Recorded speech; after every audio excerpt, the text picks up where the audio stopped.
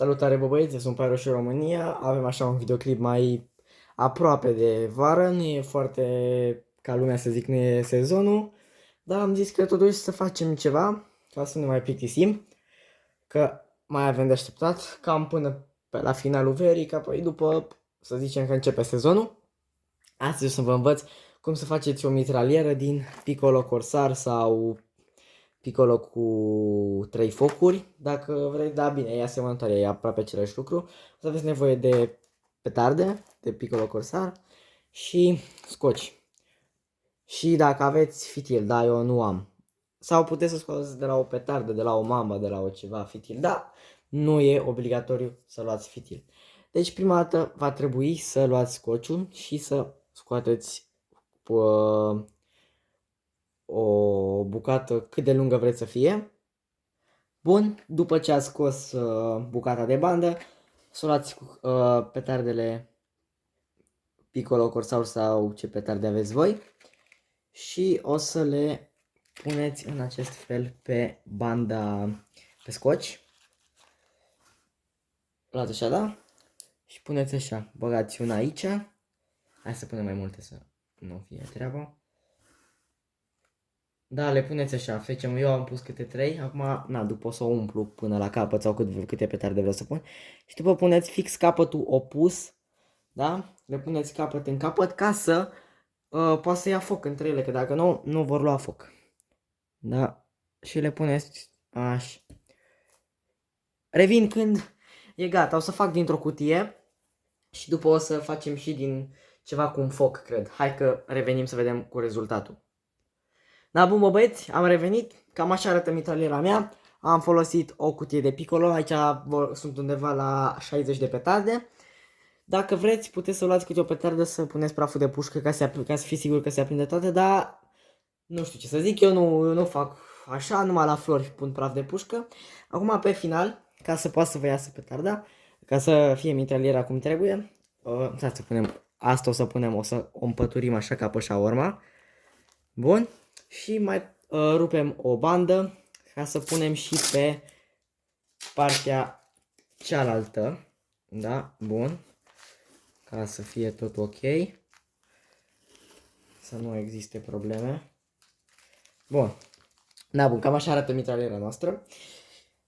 Ca să fiți siguri că nu o să vă cadă petardele din floare, cel mai bine ar fi să puneți cam pe toate petardele să umple de scoci ca să nu cadă petardele de pe mitralieră. Am zis, cred că am zis că e floare, dar în fine, asta nu contează. Mai punem, uitați, așa, stați puțin. Revin după ce termin.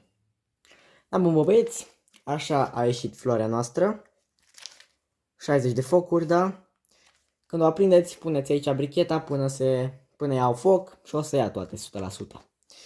Acum nu vă promit că o să bubuie toate, că niciodată nu bubuie toate, dar ce contează. Acum hai să facem una și din petarde cu un foc tare. Da, bun, mă, băieți, am revenit și cu mitraliera de petarde cu un foc. La aia o să adaug și niște petarde cu 3 focuri și cu 5, ca să iasă o mitralieră mai mixtă, să zic așa. Da? Deci o să punem astea, o să dau viteza mai repede pe video.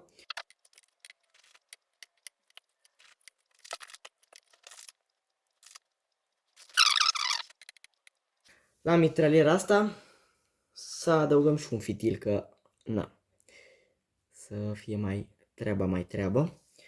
Ca să punem adăuga fitil, am să pun și praf de pușcă de la o petardă Corsar. Ca să ne asigurăm că vor lua foc toate cum trebuie. Bă, astea chiar au praf mult. Chiar au praf. Punem asta aici. Așa. Bun. Acum o să sigilez ca să nu iasă praful, să facem bine, o să o strâng și veni cu rezultatul final. Bun, bă, băieți, am revenit. Așa arată mitraliera noastră acum. Iar acum, hai să revenim să vă arăt și eu, facem un show-off la ce mi-a rămas după Revelion, așa acum înainte de să înceapă sezonul. Să vă prezint cam toate petardele cu care începem anul acesta, da? Hai să venim. Bun, bă, băieți, începem colecția, să zic așa, cu 2 cutii de Corsar cu un foc sigilate, da, neatinse, să zic. Apoi cu o cutie de petarde cu 3 focuri. Asta e cam atinsă, dacă zic așa, am tot făcut eu tot felul de experimente și chestiuțe. Cu o cutie de crackling crackers, la fel, pot spune că și asta e cam atinsă. Și o cutie de Raudo Alba, de la Arpi Pirotehnica. Astea mai ies aici, nu pot să zic că nu mai sunt. Mai sunt câteva bucăți, vreo 20, 15 cam așa. Da, deci mai avem și Raudo Alba. Dacă am vorbit de Raudo Alba, vorbim acum și despre Super Alibaba. Le-am aici într-o pungă, am destul de multe, da. Se focalizează. Am destul de multe. Categoria pe 1, 0,24 de grame și ele și Raudo Alba urile. Apoi hai să terminăm cu cutiile de Piccolo, că avem câteva. 4. Aici avem 5. Stați așa că de asta chiar avem. Încă 3. Încă 3. Încă 3. Încă 3. Și 2, 3 și mai am pe aici încă una. Asta era, ultima era de la Le Baron. Apoi hai să terminăm cu petardele astea mai mici. Mai am o cutie de petarde cu 3 efecte. Asta chiar e neatinsă. Cred că am luat puține, rău de tot 2, 3. Să mai fac eu câte un test câte de asta. O cutie de titirez Tasmania neatinsă, da, deci top. Astea vreau să le țin așa de colecție, că nu prea mai găsim, adică găsim pe alte site-uri din România, dar mai mult se iau din afara țării. Ca să vin din Cehia. Avem aici niște petarde vărsate, da, petarde cu înfoctare. Hai să zicem la petardele mai tari. Asta zicem mai câteva mici. Am aici niște titirezi. Crackling Bloom Flower, avem de ăștia mici. Și niște Vampire, da, petarde astea stroboscop. 2,5 grame, dacă nu mă înșel. Nu mai prea știu cu gramajele, că au trecut ceva timp de atunci, de când a fost timpul lor.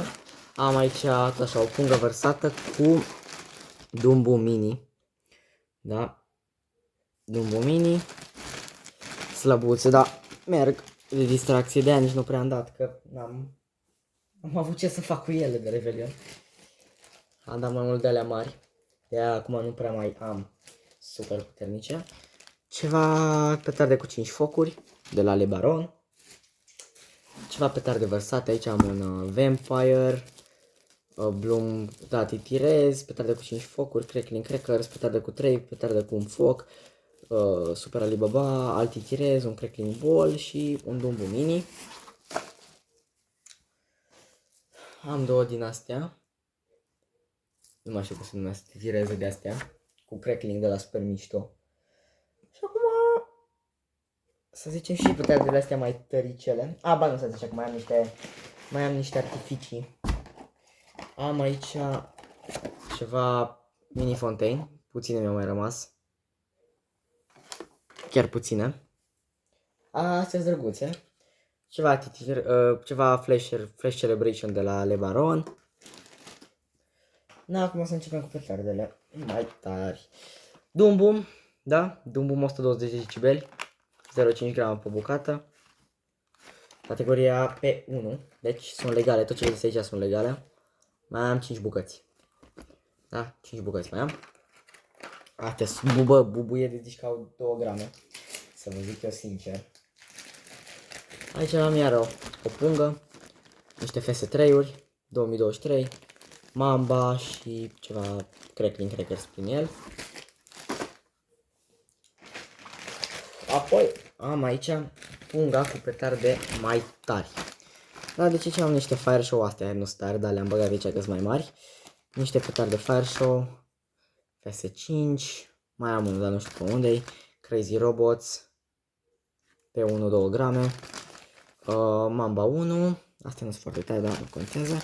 Și aici jos mai am Pyro King 2G și FP3 de 2 grame. Am aici o pungă cu multe cu multe show 120 și doguri, da, deci am undeva la, aici cred că e un pachet de show și ceva jumate, un sfert de pachet de doguri. Și de final așa, avem un zip full, numai cu FS3-uri, vreo 2 pachete, 2 seturi întregi.